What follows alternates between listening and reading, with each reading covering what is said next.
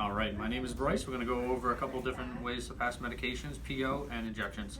So first off, as always, we're going to introduce ourselves to the patient, assess them, and get our two identifications real quick. How are we doing today?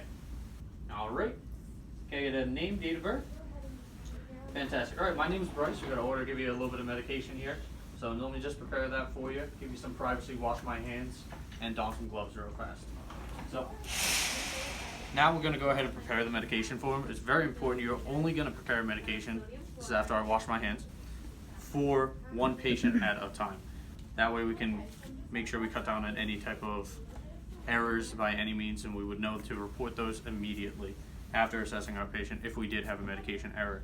So first thing we can do is PO medication. That means by mouth.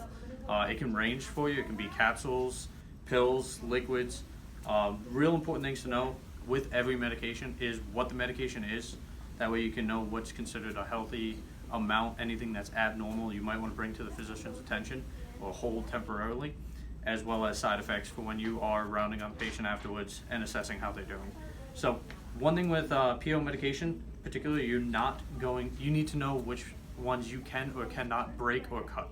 In particular, you cannot, for any enteric pills, any extended release capsules, you want to make sure that those stay intact. You cannot break those down.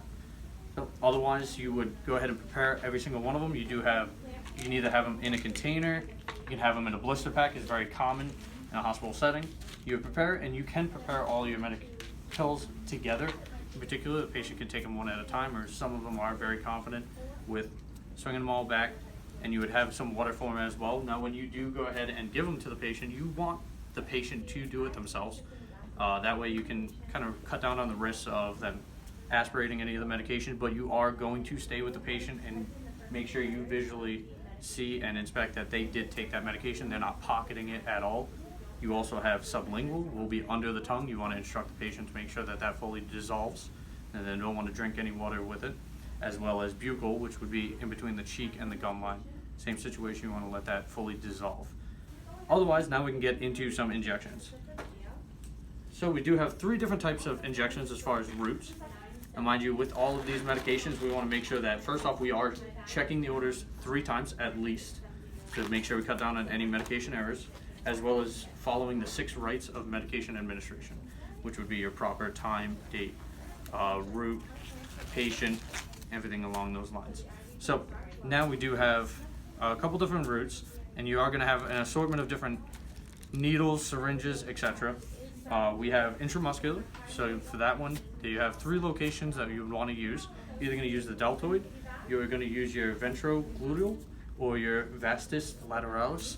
Now with those, with the medication, you're going to check and see, and really get to use the discretion depending on the medication, the amount, and the patient, whether you're going to use any particular needle or syringe. For intradermal, you're not going to use the smallest needle possible. You want to have a decent gauge, but also at the same time you assess your patient.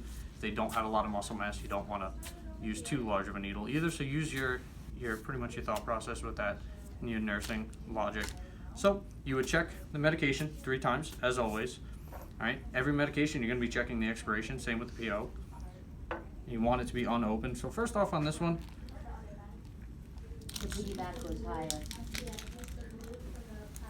all right, we want to use clean technique as much as possible here.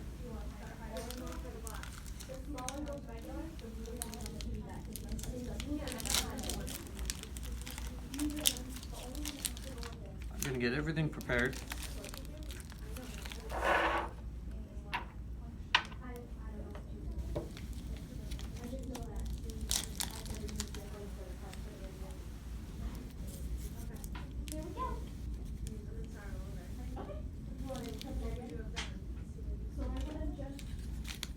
Alright, not uncommon for you to find particular needles now with do have these caps on them. So just want to make sure you screw them onto the syringe, get everything all set up there. Now we checked our expiration date, made sure it's the proper medication, check the orders 3 times. Always scrub the top, disinfect anything there.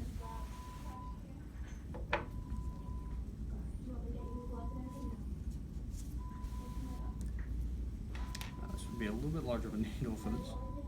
Now Now first off, we want to make sure we inject the amount of air. So let's say particularly this is a 5 ml syringe. Let's say that the order is for 2 ml. So you always want to be checking at eye level.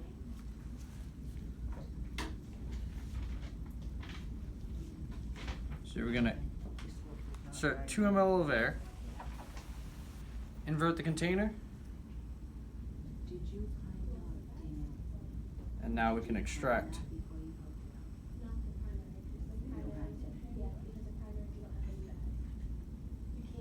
Now you can work with this to make sure you get all the air bubbles out. You don't want that space to be medication that was supposed to be given is not.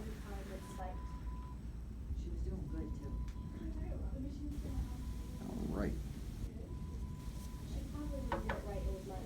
Now if you are going to be, until the patient gets you want to use the scoop method to stop yourself from accidentally sticking yourself.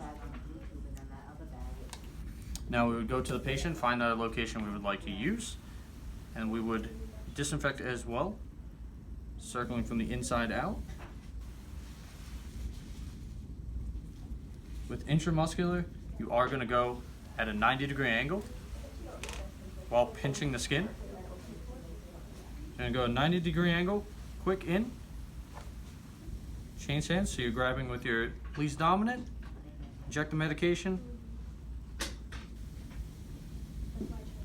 and remove. Now from here, you're not touching this needle, you're instantly going to put this in a Sharps container.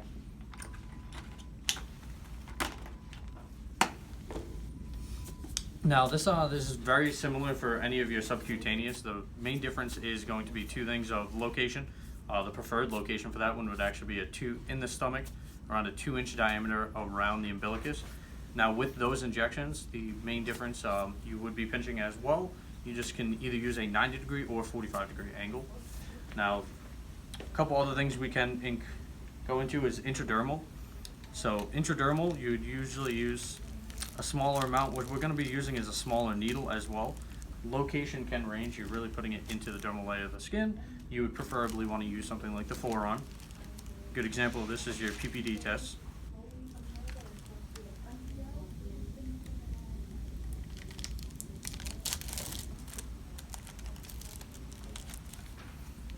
Now this needle does already have, syringe does actually have the needle already on it.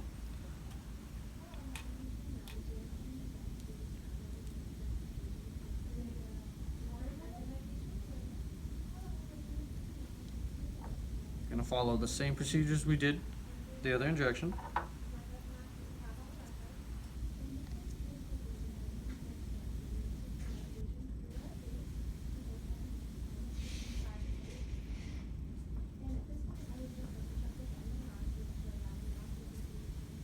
Alright, but with this injection, we are actually going to spread to make sure that we get only into the dermal layer. You want to pay attention to where the bevel is located. You want the bevel pointing up. We are only going to go in just slightly at a 5 to 15 degree angle.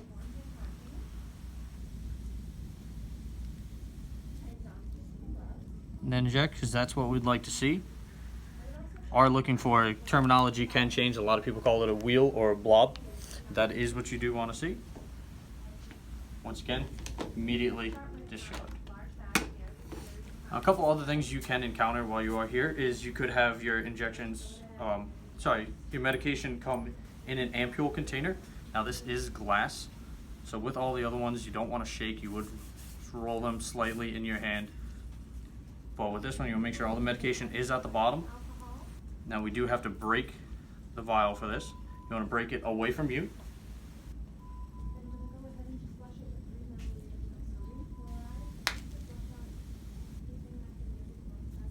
Alright, now this is glass, so this would go in our Sharps container as well.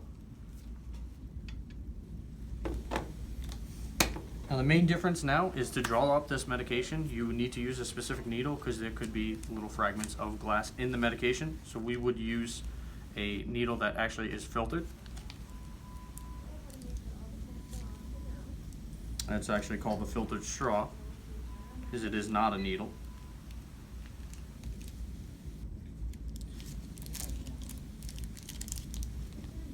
You'll see that's actually quite flexible. So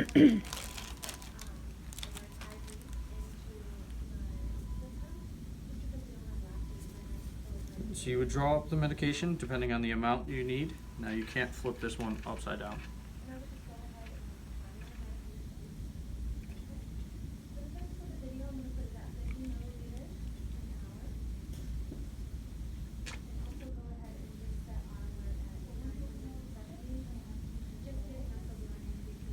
Right?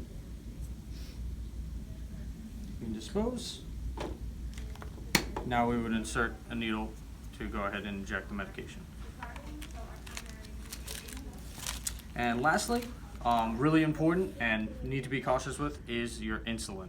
Now, very common now, you would get your insulin is always going to be in an orange cap, and that is only insulin. Main thing that you want to pay attention for this is that the measurements are in units, not in milliliters or cc's. So you do have a couple different sizes you can. This one in particular would be 50. Now you do range from there, but you want to make sure you're using the proper needle. And then you do have multiple different types of insulin. Very important that you make sure which one you are injecting. We do have our regular, we have our NPH, which would be an intermittent release. So you would go ahead and drop the medication the exact same way, making sure that we, on the top.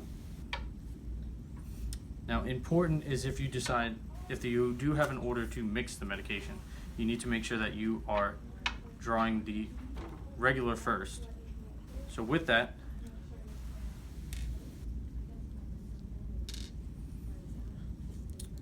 we want to know if we are doing 5 and 5. Start off by getting our 5 milliliters of air. I'm sorry, units. Inject. I'm doing that in the NPH first so that we can start the process.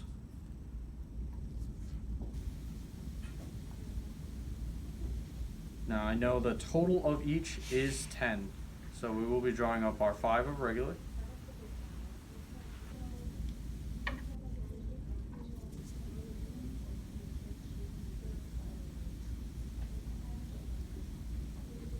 And then our 5 of NPH.